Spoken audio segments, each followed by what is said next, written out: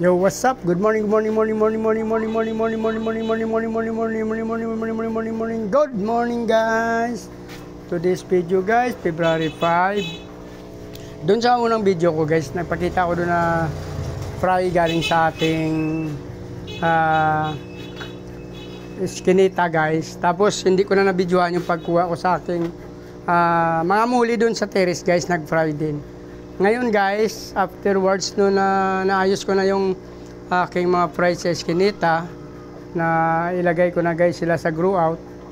Tapos yung aking muli na nakuha sa terrace, guys, nalagay ko na rin sila, guys, sa kanya-kanyang grow out. So, guys, papakita ko sa inyo ngayon, the same day, February 5, mayroon akong yellow lace, guys, na female. Since yung yellow lace na female na to, yung male na yellow lace na to, guys, na galing sa Bulacan, guys, na isang breeder na kakilala ko, namatay yung male ng blue lace. So female ang blue lace dito, guys. Nilagyan natin ng pea dirt na galing sa QC, guys, yan.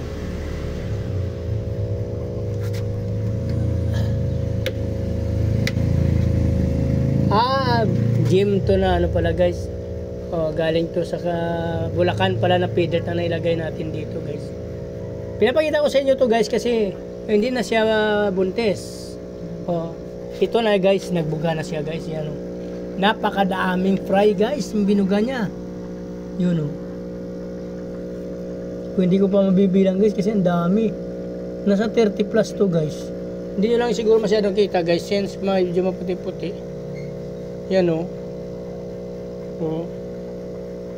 dami, guys.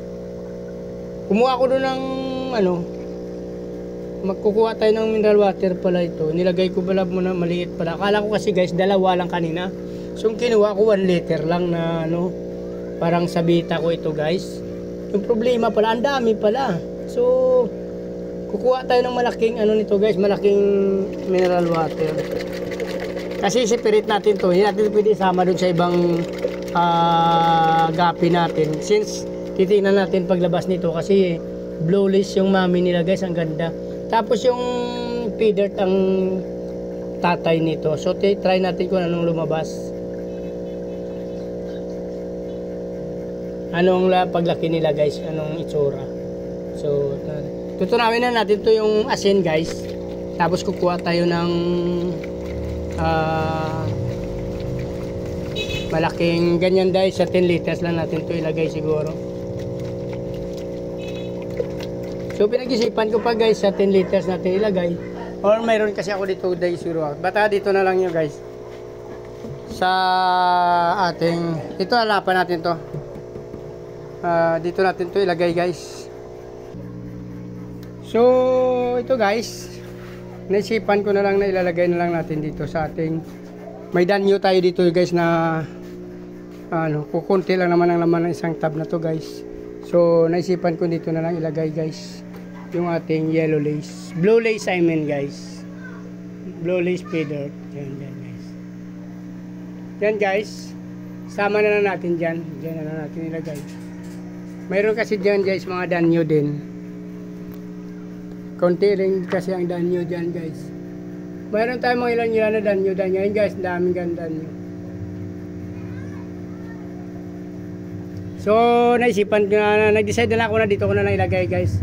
Kasi since konti lang naman yung danyo natin dyan, mga ilang piraso lang dyan, guys. So, since semi-adult pa lang kasi ang ating mga breeder, guys, first time nila magbuga, so kakaunti lang. Samahan na natin ang yellow lace, nasa 25 piraso, guys.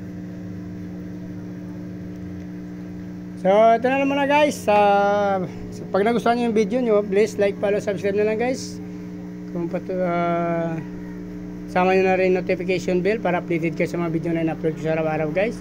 So dito na lang, guys, February 5. Mabuhay kayo hanggang gusto nyo. Maraming salamat. Bye bye.